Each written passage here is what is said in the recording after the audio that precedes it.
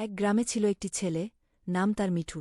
মিঠু ছিল খুবই মজার, আর তার হাস্যকর কাজকর্ম ছিল গ্রামের সবার কাছে খুবই পরিচিত। একদিন মিঠু তার বন্ধুদের সাথে কথা বলছিল, আর সে বলল, বন্ধুরা, আমি ভাবলাম একটা চাকরি নেব, কিন্তু কোথায় যাব?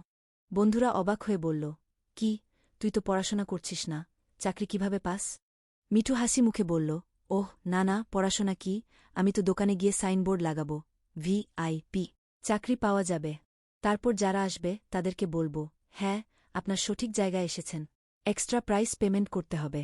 বন্ধুরা হেসে উঠল, এটা তো বেশ মজা। একদিন মিঠু গ্রামের স্কুলে গিয়ে শিক্ষককে বলল, স্যার, আমি নতুন কিছু শিখতে চাই। শিক্ষক বলল, ওহ খুব ভালো, কি শিখবে?